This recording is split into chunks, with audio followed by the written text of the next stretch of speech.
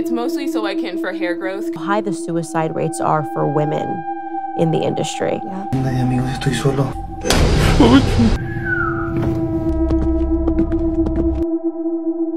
El baño de abajo otra vez. وقتی زمین دور خودش نمیچرخه یه چیزی مجبور اونو بچرخه. یه سیاه‌پوست میخوام نشونتون بدم وارد یه صنعتی شده که اول ویدیو نشونتون دادم که خارج شدنش فقط با یه چیزه. یه خونه هم نشونتون میدم اگر زیر زمین دارین نبینین، چون وقتی وارد خونه میشی اگر بخوای ازش در بیای با خداست. این ویدیو توصیه نمیشه به هیچ کس. اگر میترسی نبین. قبلی هم که برین سراغ ویدیو یه دونه لایک بکوب. به خدا اصلا لایک نمیکنید. ویدیو قبلی 100 تا لایک داره. عشق منید. بریم سراغ ویدیو.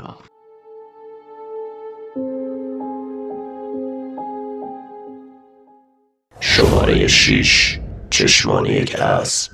13/10/2020 خیابونای مکزیک ساکت‌تر از همیشه بوده تا اینکه یه صدای پا این آرامش و سکوتو نابود میکنه. صدای چی بوده؟ هیچ کس نمیدونه، ولی دوربین یکی از خونه های اون منطقه به خوبی میدونه. بریم ببینیم.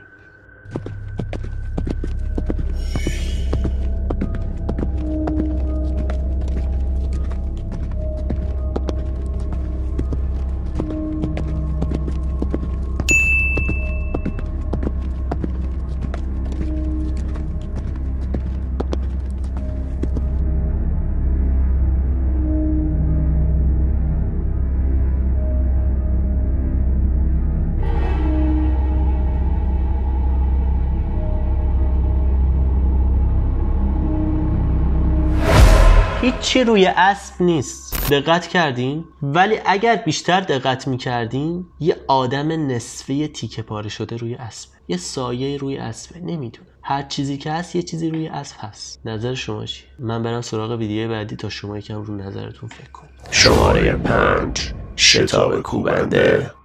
اولا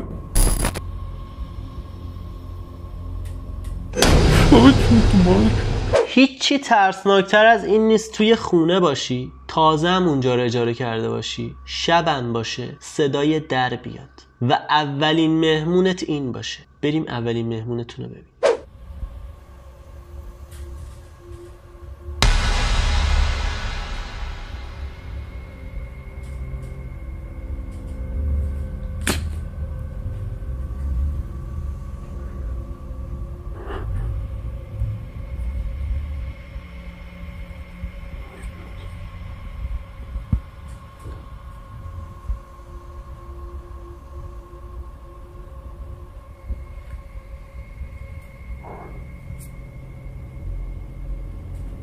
اولا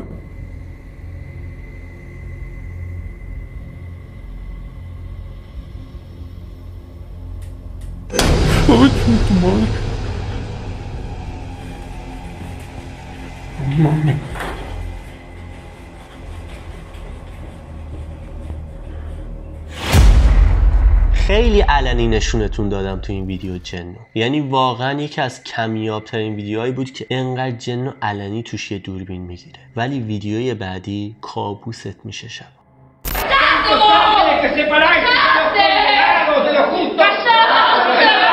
گرمای آمریکای جنوبی میدونم داره اذیتتون میکنه. الان پرویم، مکزیکیم، این ویدیو همه مال این کشوراست. ولی من میخوام ببرتون لهستان. توی سرمای لهستان بریم پیش کی؟ راشل، یه دختری که یه جنگیری روش انجام میشه وحشتناک. نبینی ضرر کردی. بریم ببینیم.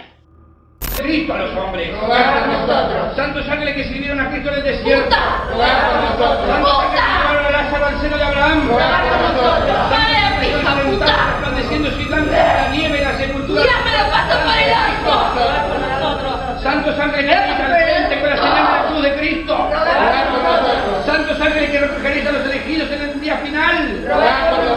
Santos ángeles que separáis de los justos. لهستانیه چطور بود؟ خوب بود؟ ولی شما با این چیزا نمیترسید. میدونم شما رو دوباره باید ببرم تو همون گرمای آمریکای جنوبی. کجا؟ خونه یک نفر. که چی رو ببینیم؟ سایه. سایه چیه بابا؟ میخوام خود جن رو نشونتون بدم. سایه دیگه نیست، خودشه. بریم ببینیم.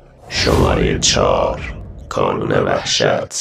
Ok, grabo porque está volviendo a pasar. Estaba en la sala y en el cuarto no hay nadie y me prendieron la tele del cuarto y se supone que no hay nadie. ¿Ya ven? No hay nadie. Eso es la tele. Y no hay nadie en el cuarto. ¡A la verga! ¡A la verga!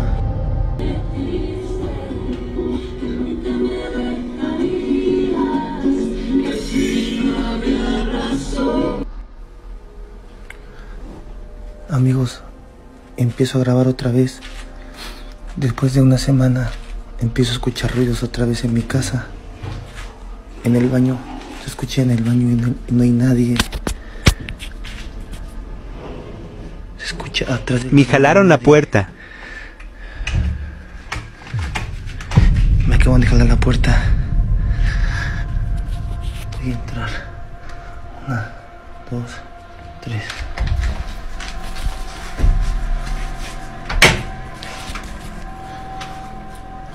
No hay nadie, amigos, estoy solo.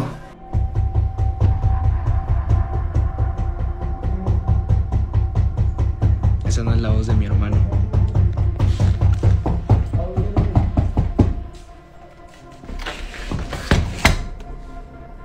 A la verga.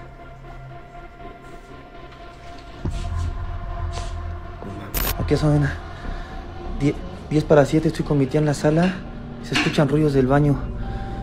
Es en el baño de abajo otra vez. Nena, ven. ¿Te vio algo? Ven, nena. Nena, ven, nena. ¿Te he abierto la llave? Nena. ven, córrele. شماره 2 حمام آقای مارتین. خونه وین پارک اوضاعش خرابه، خواب نمونده واسش. تصویرایی هم که قراره ببینید واسه شما هم خواب نمیذاره. بریم ببینیم. I don't know if you're gonna see what I'm seeing, but this is on repeat. This happens over and over, and then the knocking happens. The knocking, there it is, and it just goes and goes until you tell it to stop. Can you stop, please? I mean, it's just right there. That's new. Okay.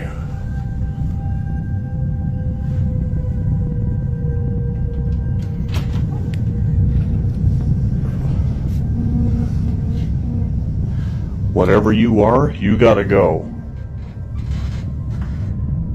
And that's...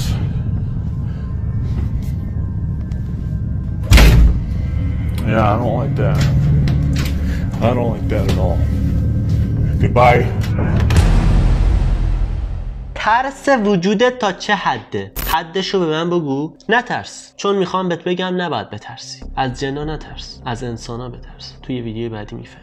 شماره 1 اتاق ناامیدی ها. It took just roll a blunt and then take like 3 or 4 hits and put it out and then go about your business.